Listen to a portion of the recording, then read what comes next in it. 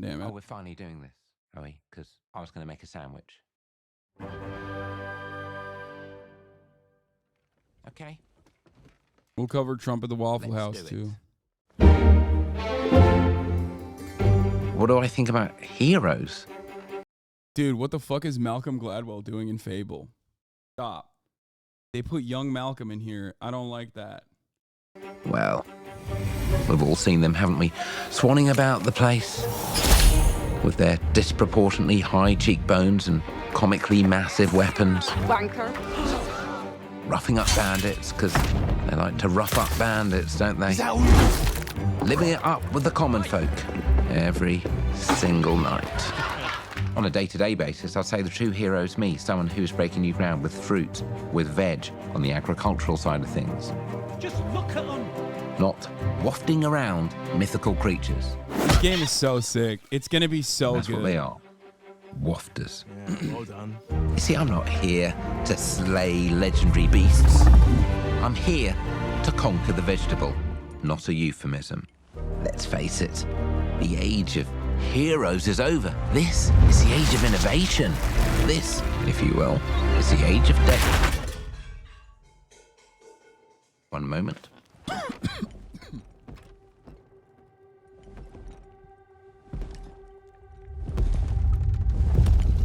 This is awkward. Yeah.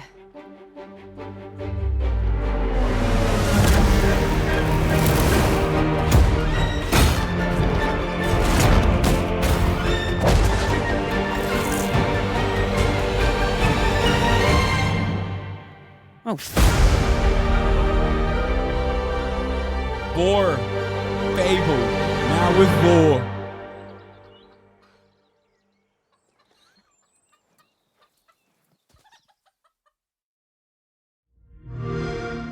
That's sick. Okay, I'm very excited about that. They also had a Cyberpunk 2077 Phantom Liberty official trailer, which is fire.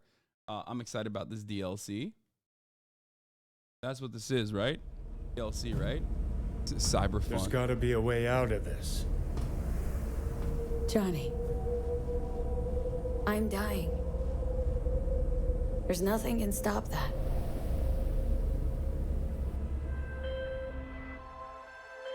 V. It's an expansion. My name is Songbird. I'm an NUS intelligence analyst. I know about the bomb ticking in your head. And I can save your life. What's the catch? I need you to get to Dogtown. Attention all Dogtown residents. President managed to crash her Space Force One into our humble district. Man's got 1,001 reasons to want Myers as a hostage. Sleeper agents. Time to wake them up. So NUSA's tossing us back into the fray, huh? Stay sharp. We're in the wolf's den So now. this is like a separate game. Wait a minute. Get Myers out of there. Time to evac. This has nothing to do with the mainline plot, it seems. It's like a totally separate priority. game. Shit! They catch us out here, we're dead. Wait. Oh, that? shit. God almighty! It's moving! Run! This way! Quick!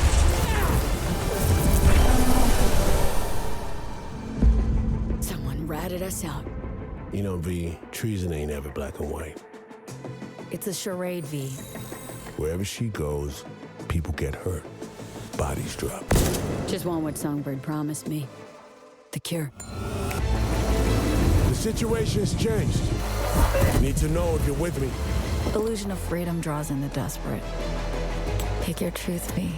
Come on, got iron in your hand. Gotta put it to someone's head. Pull the trigger. If I don't do anything, and do it soon, I'll die.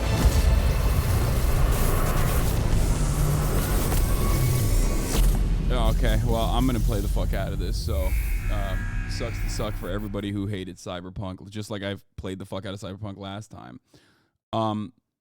This next game, from what I understand, is a commie game. Clockwork Revolution. Yeah, it's set before the end.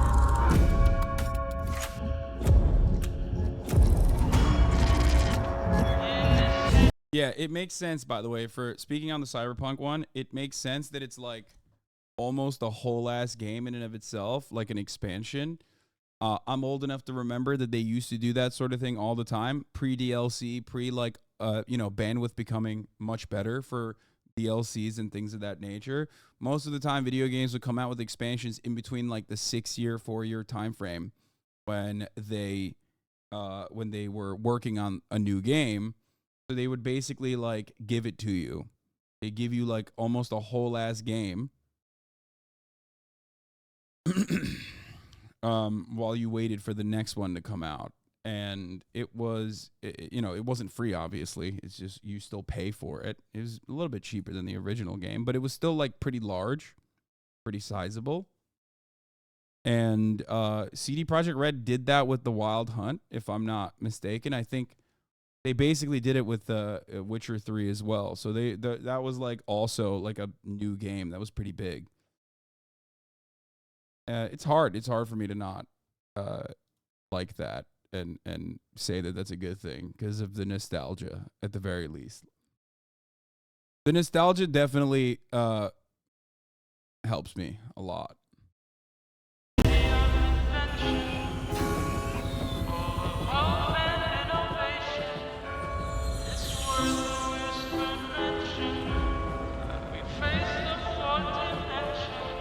This city is a miracle of progress. A finely tuned, delicately balanced machine. I really do hate steampunk. I don't like it. I mean, I also hate neon punk as well, but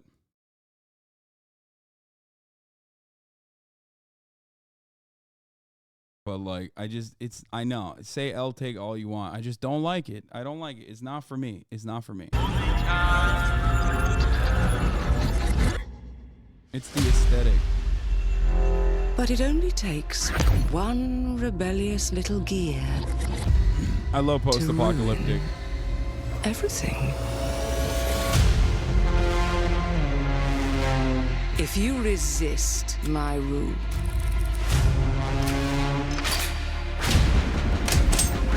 if you alter our past, if you threaten what I have built,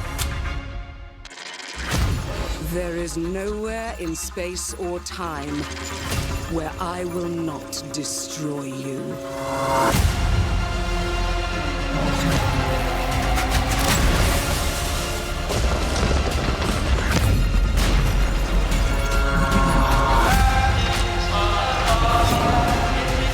This is BioShock Deathloop, dude. BioShock Infinite Deathloop Edition.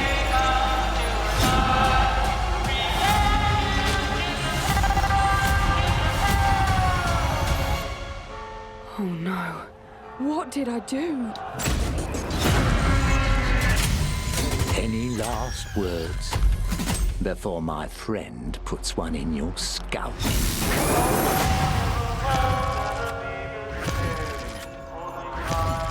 I mean, it'd be if it's actually commie shit, then that'd be cool. The PC Gamer review is happening right now as well. I'm gonna make sure run that every that single nook and cranny has something to do. You have to for a make sure second, that and then we'll get back to the Xbox incredibly showcase. creative. Given that the name of the game is Baldur's Gate, the city was really going to be the thing that people were going to be talking about. The city of Baldur's Gate is seamless, which I'm gonna pee. I'm gonna take Kai out to pee as well, You and only then I'll be can back. judge the game when you have all the components together, and if the mix doesn't work, we start over. At some point, he said, like, can't we just connect everything? And that was a very interesting day. One of the things that's done is it's brought a level of believability and immersion and also complexity that wouldn't have been there otherwise. Now it was this seamless, giant organism, and it really, really felt good. It's being able to look out of a window and see down the city slope, so you're seeing down toward the docks, and you're like, one of my teammates might be down there. They might be running around down there. We worked on it as a painting almost. You start with a sketch, a very basic line, and then you just start adding layers and layers. We can put lots more of the city onto the screen than they could in 1998. So we can do something that is more immersive, richer, has more texture to it. It feels like you are walking around a place where there are lots and lots of people living their actual lives. You have crowds that are walking around, can talk to pretty much anybody, and they react to every single thing. It's very alive in that sense. Every person that you meet in Baldur's Gate has got a story to them. All the things that you have done up to the city really matter. You can really feel the conclusion of everything just gathering there. We actually build anticipation through all these characters that you've met, through all these situations that you've been through. All the stories that you have been following and all the decisions that you've been making, they all come to fruition in that lower city. And the great thing is, if you so choose, you can be another bad thing that's happening to the city. You can arrive and be like, this place is on fire, and then you can throw petrol all over it. During production, we felt like the city was our destination. We spent, I think, 3 times, 4 times as much effort on the city than we originally planned. But the feeling of walking in there is just fantastic. You have this constant jostling of things that are very much of the real world, and then you can indulge in the completely fantastical. And then when you walk into the city, the noise of everybody talking to each other, the knowledge that everywhere you look, you can go there and you can do something, the knowledge that you can fly through it, it's great. So the thing that I was the most afraid of when we started making this game turned out to be the thing that I'm the most proud of.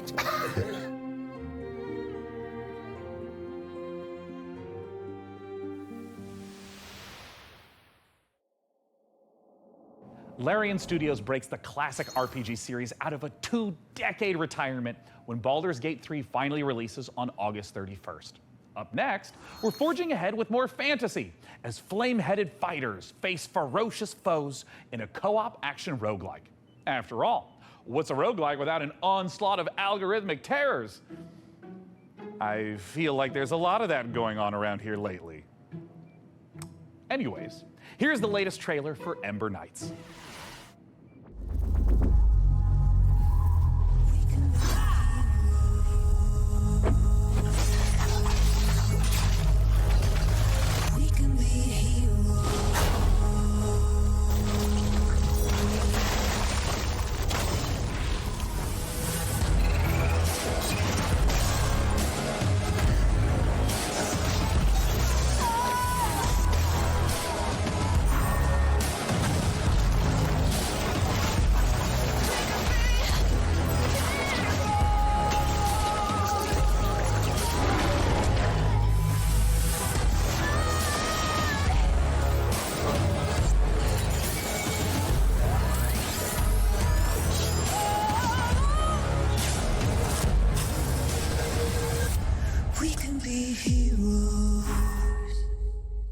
The fuck?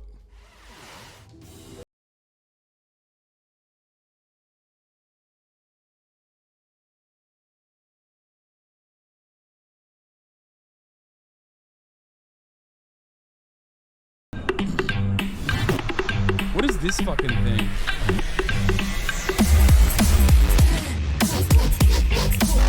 What?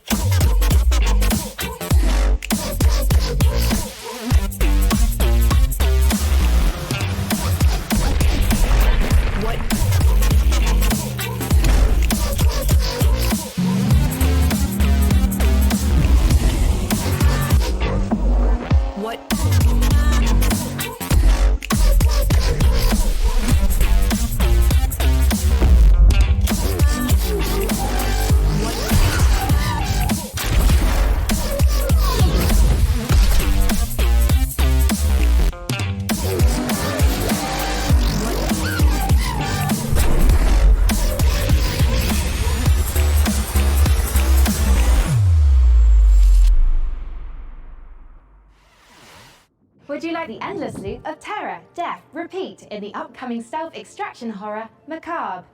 In Macabre, you and your friends will team up to confront interdimensional terrors, venturing deep into unstable time risk tasked with uncovering the source of terrifying anomalies. A great way to enjoy the outdoors. Built in Unreal 5, this exclusive debut will be out later this year in early access.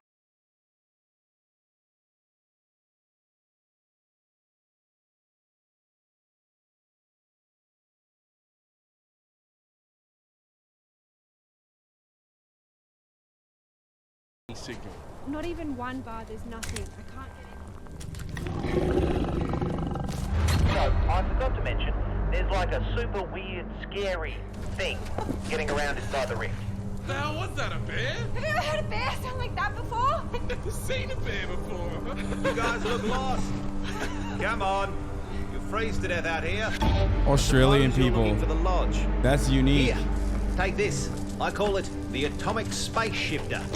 If anything goes wrong, not that it will, I can pull you back out. A lot of The folks POC come of up white here people. for answers. Unlike It's Italians, weird. the true. It's like time runs differently. Australians are the true POCs of white people. Guys, I think I found something.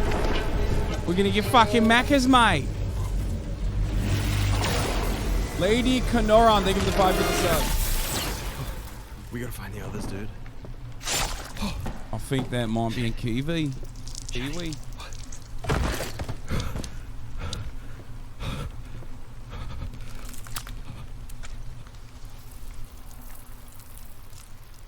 The Kiwis, not Aussies. My bad. My fucking bed. Average day in fucking New Zealand.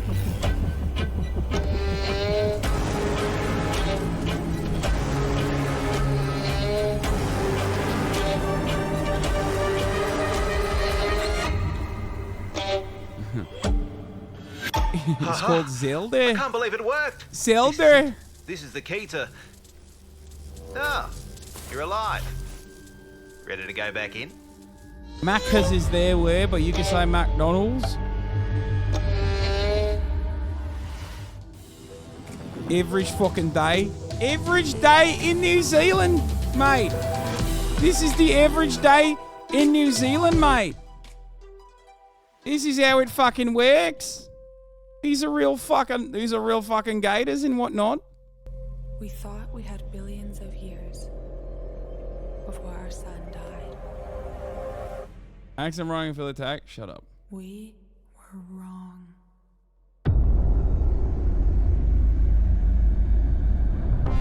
Thousands of us answered the call, rallying to save those we can. Every one of our ships a ray of hope. Captain, it is up to you to find us a new home, so we can plant the future seeds of humankind. Copy. Plotting course now. Sector locked in.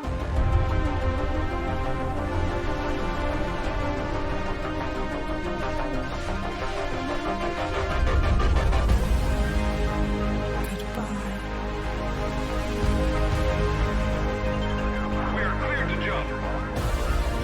Prepare for warp jump in 3, 2, 1.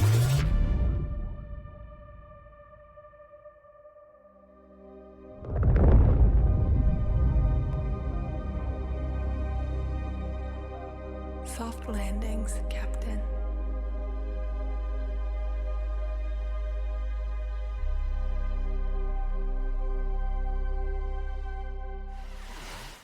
As great as Earthless looks, it makes you wonder, how are we in the real world gonna fare when our big, beautiful sun enters its twilight years? Me, I'm optimistic. Who knows what we'll achieve by then?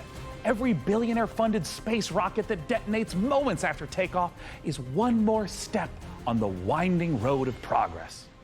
Up next, tie on those togas and make merry with fine wine as all roads lead to this newest city builder. Here's a first look at Nova Roma.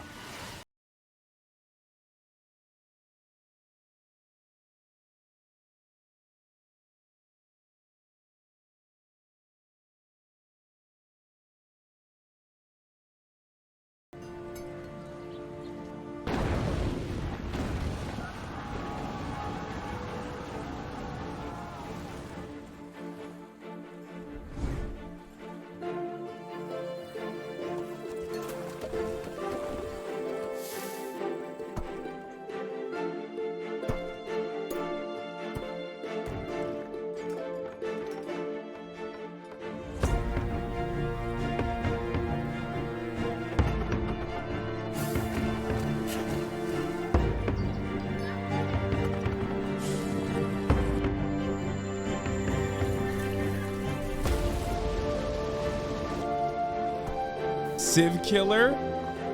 Is it?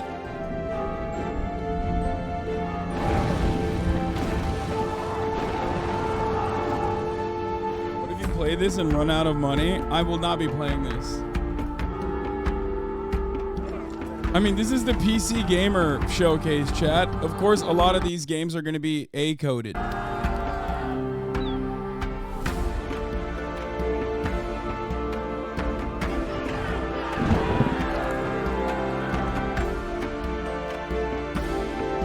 Wait, what? So apparently the Cyberpunk expansion totally overhauls the game. AI, skills, perks, vehicles, police. Baffling how this has been undersold.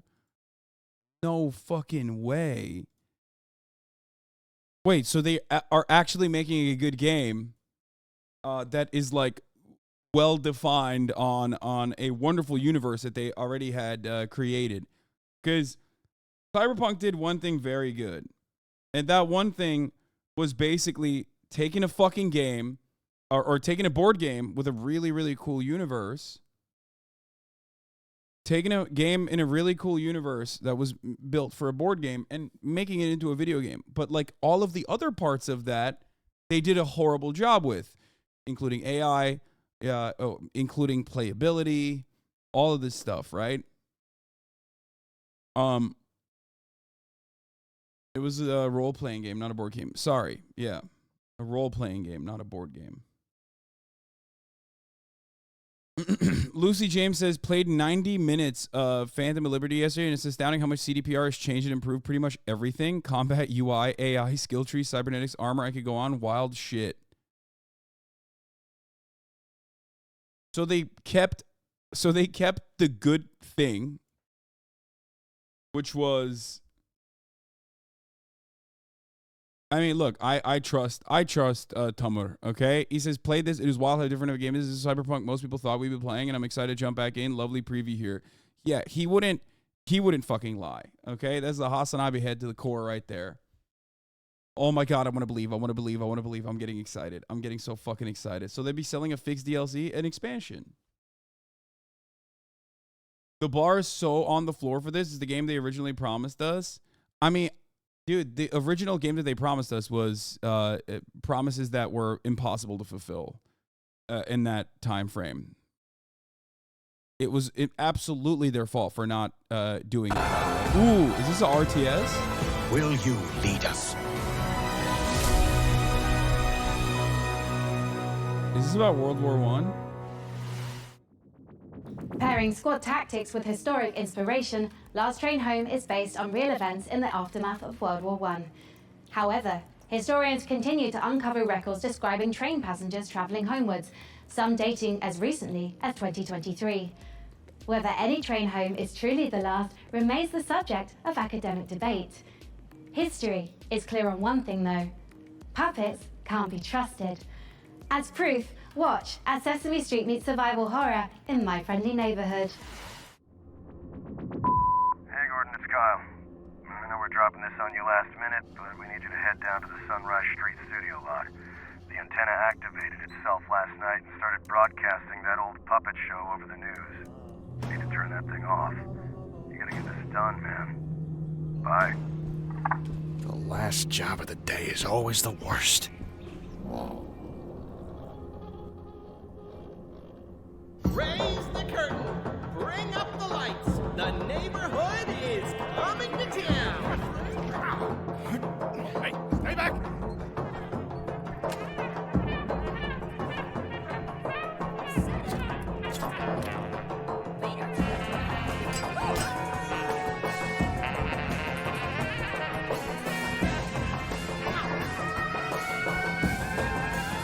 Let's do this.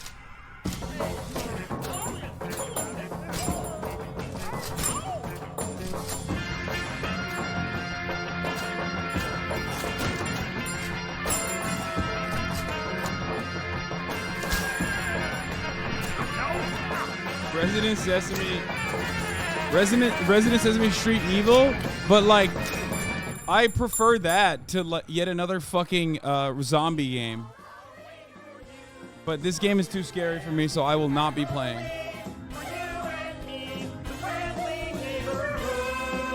Let's be real, okay? It should be illegal to make scary games, especially ones with like childish cartoon-like characters. I ended early. Can we go back to the beginning?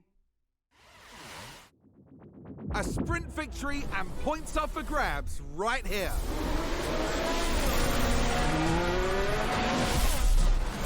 Push as much as you can.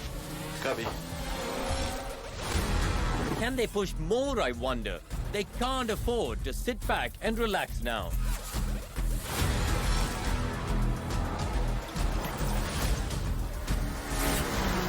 Are we in trouble or not?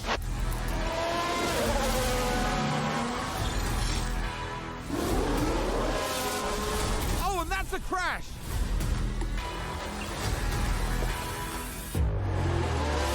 I push now, thanks for my push now. And McLaren with a great overtake. Stay right here. Is this Formula One because manager? We're just getting started. Oh my god, that's a game? Dude. Hey, Frank AI. Football Manager is literally... Football Manager is the type of game for, you know, the jock-adjacent A-worded people. I don't know who that market is for the Formula One Manager. Ah, cornering the VTuber market. Smart, very smart. I'm just not really sure this is my vibe, but since we're on a time crunch, let's see what's next for Subnautica Likes in Space with a trailer for Breath Edge 2.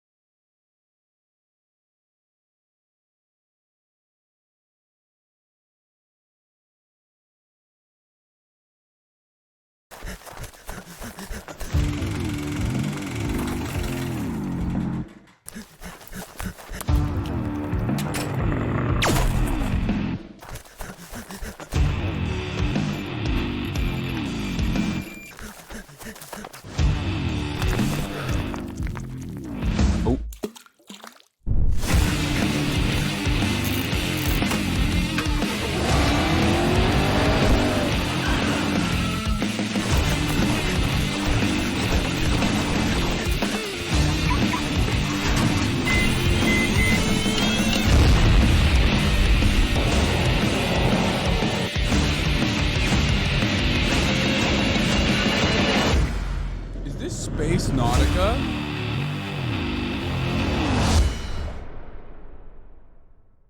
Breath Edge 2 is the first one of this?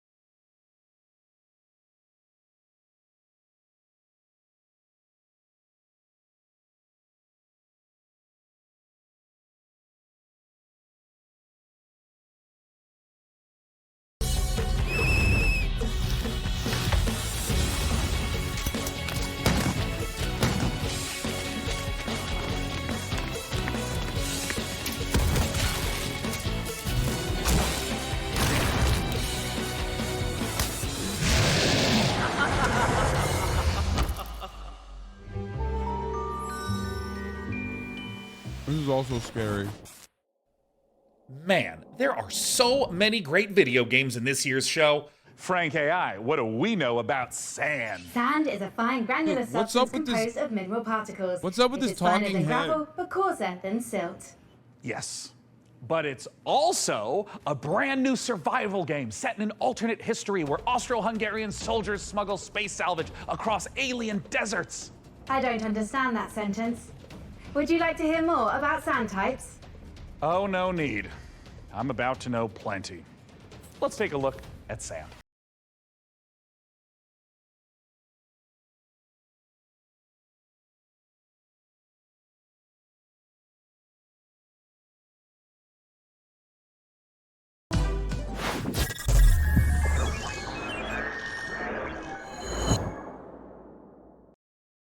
Space Austro-Hungarians implies the existence of space Ottomans, and I'm here for that, 100%.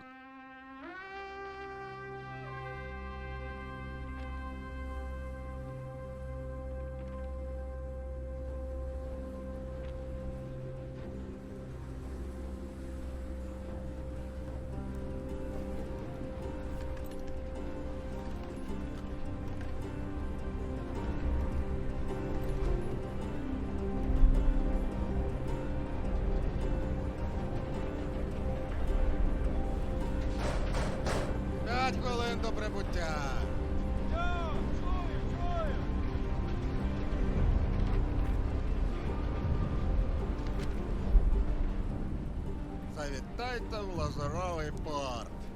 У нас найкращі пляжі, готелі та ресторани. Файно! Замовлю собі багатського м'яса та пива. А ви що, хлопці?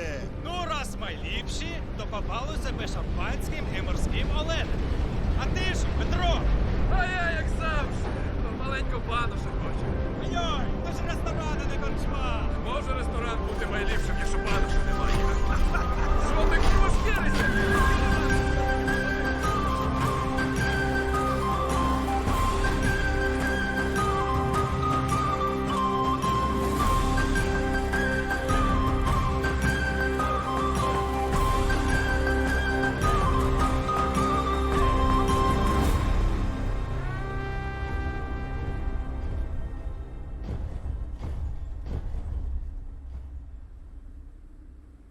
Okay, this didn't show me anything. I have no idea what this is about now.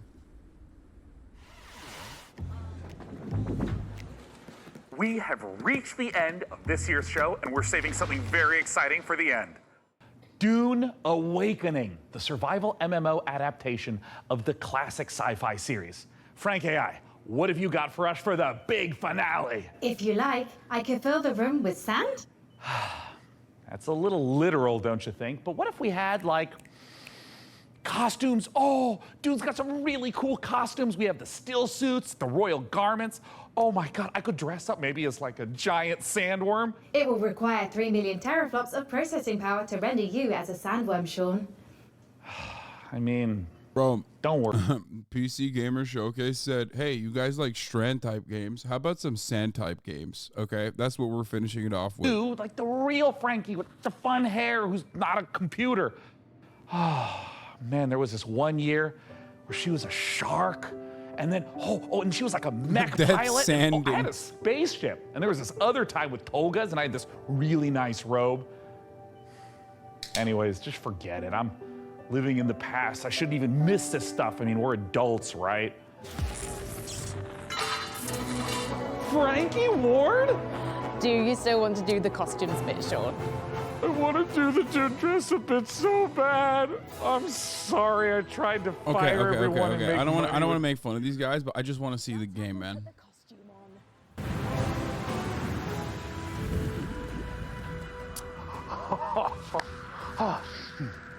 Frankie, would you do the honors? Gladly. Here is an exclusive interview with the team making a survival MMO that's more sought after than a suitcase stuffed with spice melange.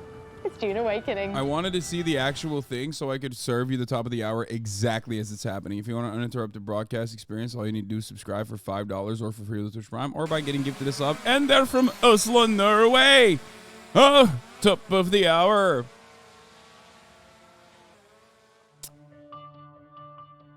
These guys are from Norway. The guys making Dune. What do they know about sand? There is no sand in Norway. My name's Joel Bylos. I'm the creative director on Dune Awakening. So Dune Awakening is a survival, open world, massively multiplayer game. It is a game where players are invited to explore this guy the is world of literally, Dune. what, They is he involve Norwegian themselves in Australia? What the politics, fuck? they involve themselves in intrigue, they involve themselves in combat, they have to survive on the most dangerous planet in the universe. I think he's just And Australian. through this experience, they come to know the factions in the world and the universe.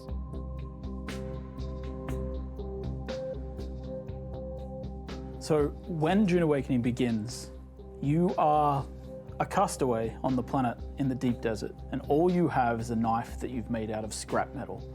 And you need to creep into enemy Now camps I understand and how bad knife your them in the Norwegian back accent and is. steal Brother, the water he's from their literally still Australian. By the end of the game, perhaps you're running a guild. You have a fleet of vehicles, ornithopters flying in formation, sandbikes cruising across the desert beneath them, tanks kicking up a cloud of dust as you drive to a spice blow in the distance in order to harvest with your guild. And you see in the distance another guild. They coming hired towards this you guy just because of as his you crash, you knowledge hear the of rumble sand. of a sandworm coming. That's combat in Dune Awakening. My name is Viljar Sommerbakk. I'm the game director on Dune Awakening. You start out in the desert, surviving, clinging to life, and in the end, you might become someone like the Baron Harkonnen, and then you try to cling to power. Does that sound a little bit more like what they say in the than what they universe. do? Surviving on Arrakis means that you need to prepare for sandstorms. You need to find water. It's a constant threat against survival. The sandworm, every time you try to cross the desert, the sandworm will come. You will sometimes outrun it, sometimes you may not.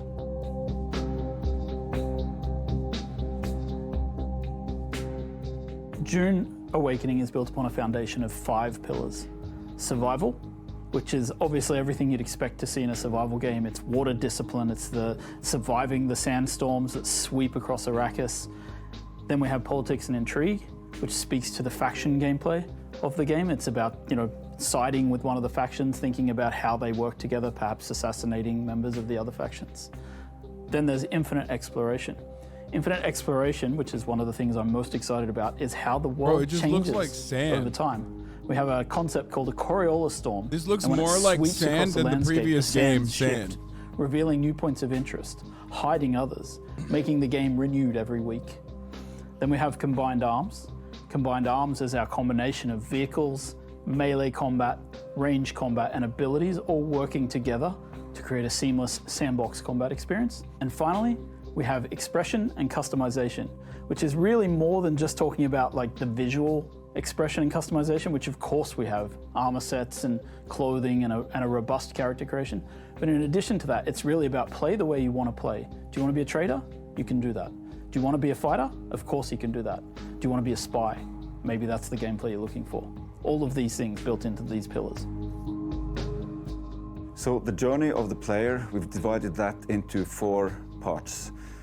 We think of them as survive, protect, expand, control.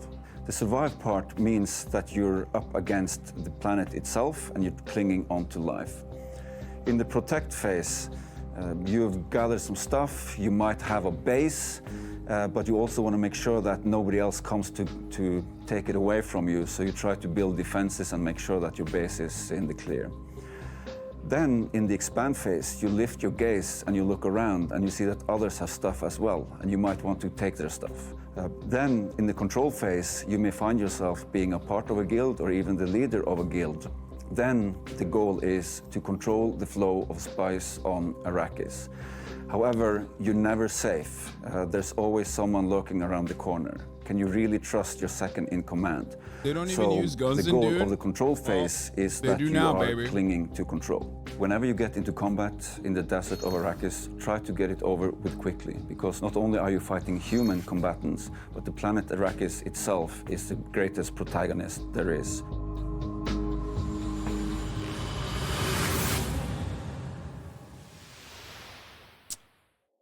They have a type of gun. And with that, the PC Gaming Show 2020. But doesn't it like? Don't they have a type of gun that like shoots? It like does. It's not like a real gun. It's It doesn't shoot bullets. It's like a gun that shoots like a fucking. I don't know how to describe it. It's just, but it's not a real gun. It's not a gun in the way that you would think. Anyway, all right, let's get back to the fucking Xbox showcase. So what is Starfield? Why are you guys like, I don't know what Starfield is. Everyone was talking about Starfield coming their pants. It's Bethesda.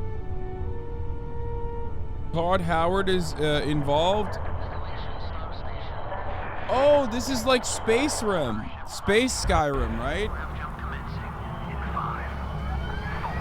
No Man's Skyrim? That's even better. Todd Howard has lost hey all everyone, thank you so much for joining us today, and welcome respect to and Bethesda Game Studios. good faith that we've people been had in so lucky themselves. over the decades to make the kind of games that we love here, and that's thanks to all of you. From the Elder Scrolls to Fallout, we love creating these worlds and playing in them just as much as you do. And throughout all that time, we'd often talk about and dream Don't up believe his the lies, space chat. game. What if we could take that feeling of being who you want to be and exploring a new world, but set it in space, where you weren't really limited in where you could go or what you could do? And that is Starfield. That's how you know in Todd we trust. Don't believe his lies. He immediately started the conversation by showing you feelings of nostalgia as to why you're supposed to trust him. Like, look, Fallout. Look.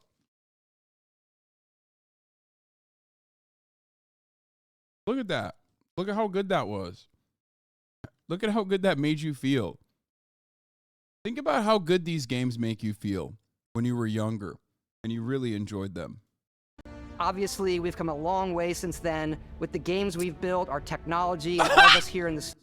It cut out before 76. Yo, I was just kidding, but dude. No, literally, dude, he's doing the thing. He's doing the thing that I just said he's doing. Obviously, we've... Look. Dude. Dude. A long way since then with the games we've built, our technology. It literally cuts off right as you can see it. Like, it flashes it a little bit. And all of us here in the studio, we've done so much together, but, well, we've never tried to make a game like this. Today, you'll get to hear from many on the team and see so much of what we think makes our game special. So let's jump in and take a look. You'll be a believer by the end.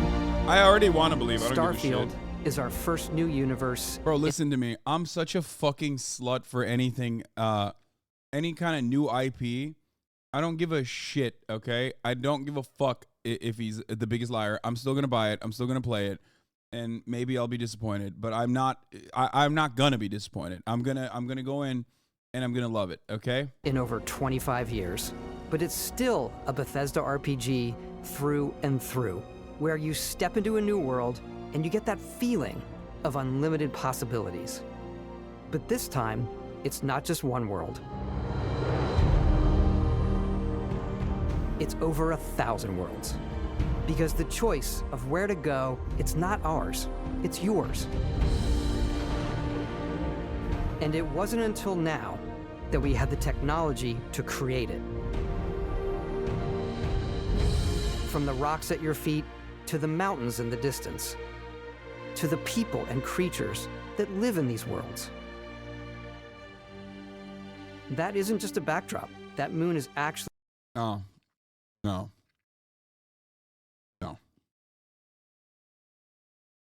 Already, like, my immediate reaction to it is that these worlds look like they're too vast, and then they will most likely be barren and desolate. And also on top of that, like, I can't see this being... Like, I can see this being, like, massive, empty, desolate landscapes that you fucking tumble across for hours on end. there orbiting the planet. Yes, you can visit it too. We realistically simulate the galaxy around you. Our next-generation lighting model uses real-time global illumination to light the world based on the type of star and the makeup of the planet's atmosphere. We also have an all-new animation system. And of course, you can play it in third person, and you can play it in first person.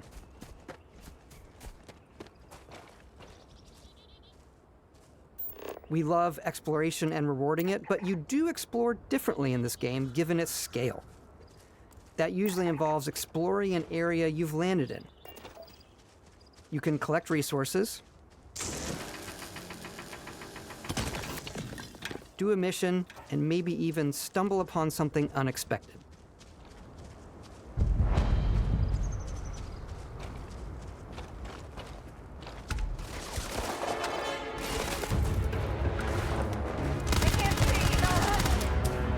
Okay, this looks sick. I was wrong. I was wrong. This looks fucking sick. This looks sick. This looks sick as fuck.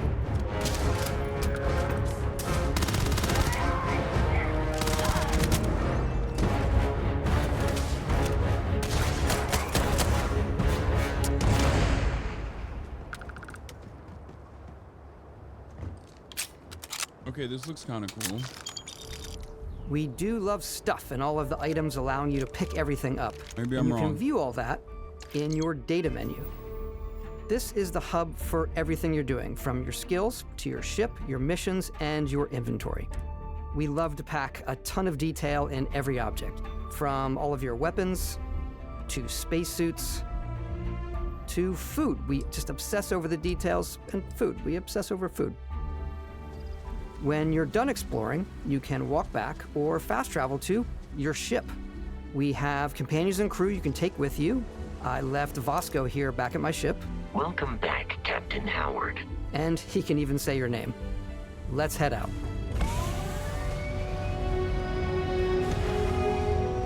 Okay, I don't know why you're... Our mission was to convey the wonder... I don't know why you're padding the stats there by saying the robot can say your name. You know, okay, sick, man. Like what do they add, like an AI TTS to the robot or something?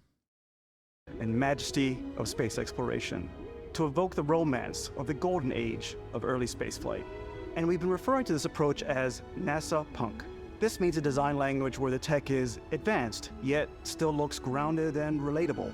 For us, it's that contrast. That's where the visual interest is. Obviously the NASA, which is the rigid, hard function over style, and then Punk, which is all about style. You can see that visual style coming through in your ship. Your ship is your home for you and your crew. And like many of the spaces in our game, it has a slightly retro and analog touch, a bit of lo-fi rather than sci-fi, where everything is well used, worn, and lived in. I love that. What's the plan, Captain?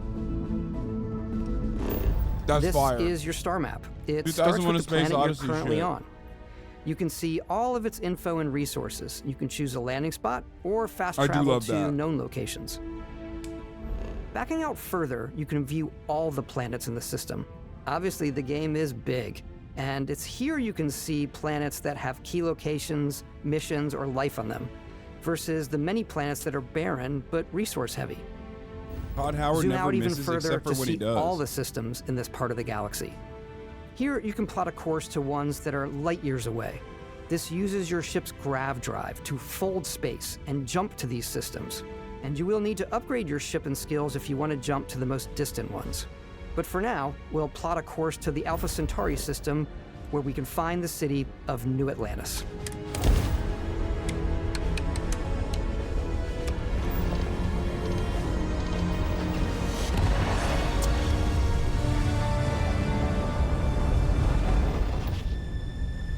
Welcome to UC Space.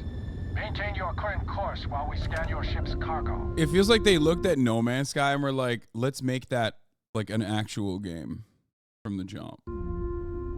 With like a story. Scan complete. You are cleared for landing at New Atlantis.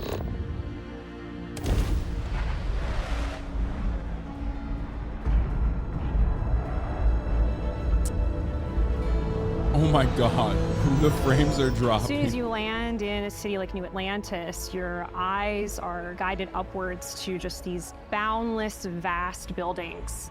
It's the biggest I'm city not gonna be the fucking PC Andy and be like, 4 frames per second, lol. Don't do it. I'm not doing it. It's fine. This is new. This is fine. It's okay. remain, not just in size, but also in the amount of custom art, crowds, and quests. So the main focus when we're designing a city is obviously what supports the story. I'm such a slut for like future dystopia. They get like human development shit. I love infrastructure, and I love infrastructure in the fucking future. We try and tell as many small stories as possible. I love cities. This is a Colony War memorial. It's a few moments of gameplay that make the space feel like it's full of real characters that are going about their day-to-day lives. It's paralyzing if you really stop and think about it. Buddy, it's coffee. It's also where your adventure with Constellation begins.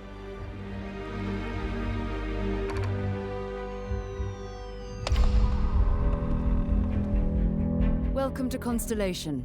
We have a lot to talk about. By the time you meet them, Constellation is sort of seen as this mythical group. Most people don't even know they exist anymore. They're the last true explorers in the galaxy, and they're trying to find the answers to some of humanity's biggest questions. The artifacts are so different. So alien. And I'm certain one of them reached out and spoke to you. The artifact. If you could place it on the table here. Oh my Young god. guy. Look at how it's coming together. That means there's a set built by an intelligence outside the settled systems. It's definitely an eclectic cast of characters. You've got Sarah Morgan, the ex-soldier and adventurer, now Constellation's leader. Mateo, the theologian who believes that there's definitely something else out there. Noel, the gifted scientist and Sarah Morgan's protege. And Walter, a very successful business. Am I crazy or are they... I can't even tell if this is mocap or not, and I don't know if this is an artistic decision, but the characters do seem kind of not as well defined, like the way that they look. They look a little odd. Businessman in the settled systems and Constellation's financier. Anything goes. Will you play it? Yes, I will. It comes across kind of robotic, and I don't know if this is like an artistic decision or if it's just like... As long as you have the money. To be fair, I do prefer this to like the same Unreal Engine shit that we see over and over again. So Also Vlad, the ex-pirate. Sam Coe, the former space cowboy. And Barrett. You know what I hate about and these they look pirates? very cool when they're in their Completely gear. resistant to my otherwise irresistible charm. The journey you take with Constellation is just the first of many you'll embark on. The Settled Systems is home to all kinds of different stories, people, and adventures for you to uncover.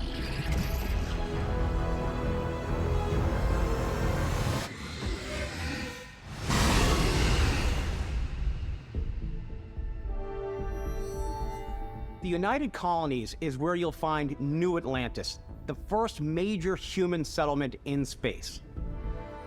The people who live here value law, discipline, and the legacy of humanity. They consider themselves the true children of Earth. You ever think of joining up with the Vanguard? Help the United Colonies, even get your UC citizenship?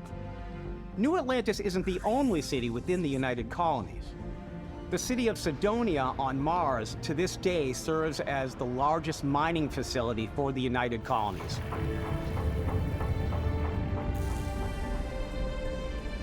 Beyond the United Colonies' reach, I need one of those you for might Kaya find Piss. yourself in a much more wild and independent coalition of star systems. Is Sidonia from Muse? This is Freestar Collective Space. Oh, yeah. That's what I'm talking about, baby. Let's fucking go, dude.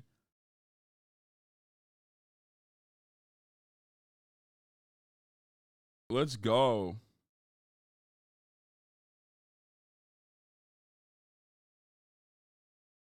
Capital of the Freestar Collective is Aquila City.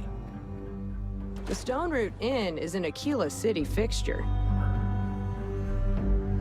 A ranger relies on judgment and intuition to do what's best for the people. Neon started out as a fishing platform, but is now known throughout the settled systems as a pleasure city, where almost anything goes. If you've got morality issues, this definitely isn't the job for you. Ryujin is hiring the best and brightest of today for our future tomorrow. Everyone has been chewed up and ground up by Neon. Try not to get yourself killed, all right? Yeah, I'm not gonna lie. It's like, I mean, I love space libertarianism, shit like that.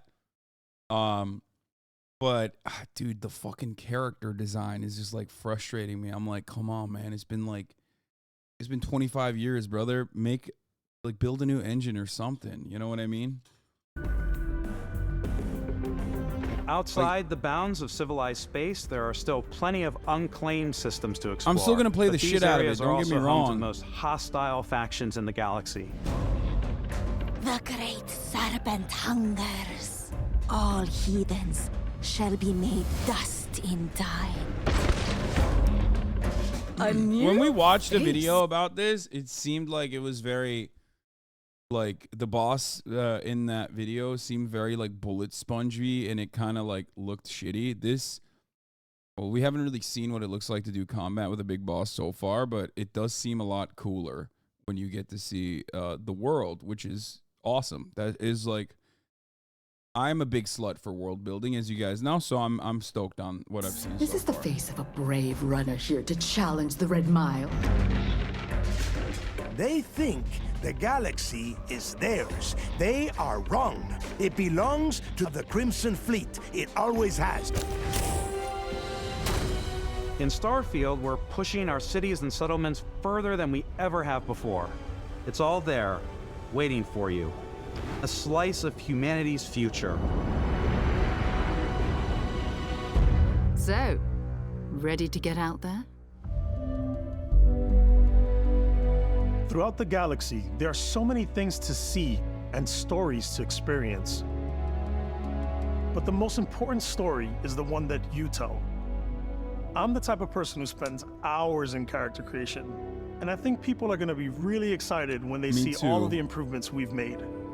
I don't really One of the believe biggest that. overhauls was done through our character generation system. We scanned a wide range of faces from different age groups and ethnicities, and by mixing and matching all that data, we were able to create highly detailed and diverse characters. We use that exact system to create all of the characters and NPCs you're going to see in the game. So any character you see almost always is a character you could make yourself. Snap out of it. Hey, come on, come on. Okay, take it easy. You were out cold. No physical damage. Mentally, the jury's still out. You know who you are? New recruit for Argos Extractors? Ring any bells? Any of this look familiar? You start your character creation. I start off as a guy with amnesia in a spaceship. Fuck yeah. KOTOR, baby. Journey as though you're cycling through employee records. You'll pick from a lineup of 40 presets, and that'll be your starting point. Your journey from there can be as detailed or as quick as you want it to be. This new system has more to offer than ever before. It's also the simplest character generation system we've ever had. We let the player get as close as possible to make whatever they want. With the various facial morphs you can blend together, the dermesthetic and makeup, blemishes, scars, piercings, teeth settings, it's a lot. But I think it's the most fun to use. It's pretty funny that they got the guy with like a crazy piercing to mention that. That's deliberate. Character creation is more than just how you look. This is also where you start to decide who you want to be. That's where backgrounds come in. Backgrounds give you a bit of backstory and start you out with three basic skills. Look at the amount of backgrounds. From That's chef overwhelming. to dusty. You know, the crew still has a betting pool about which restaurant critic you must have crossed to wind up here. What's great about backgrounds is you never know when yours is going to come in handy. You could be in the middle of a fancy restaurant talking to some guy, and suddenly you learn he needs a beast hunter to help track down a monster. Fine. I probably should stick to professionals anyway, given what happened the last time. We're also giving you the option to customize your build even further by letting you pick up to 3 traits. Traits are completely optional, and they come with their own advantages and disadvantages. You could choose to meet your biggest fan. By Vectera! Is it really, really you? He'll join your crew, and he'll give you gifts if you're willing to put up with his constant commentary. I can't believe I get to stand near you, breathing the same air. Bro, they put fucking parasocial stream snipers in a fucking game. My favorite Stop. trait is kid stuff. You have to pay some credits to support your parents, but they're very sweet, and it's really fun to go visit them. Honey, we got ourselves a visitor. Oh my god! I came What across some the hostile fuck? zealots in space, but because I had chosen a trait that made me the same religion as them, I was able to get by without any issues. There's another great one that gives you a damage He's from buff when your health is Oblivion, low, the arena but fan. I mercenaries will remember he was randomly like show up way and skinnier, try to kill no? you. No matter what you choose, there will be plenty of ways for you to tell your story. And if you want to remove a trait, there are ways to do that too. What a view! It's He's a like an feast for the eyes. Off we go.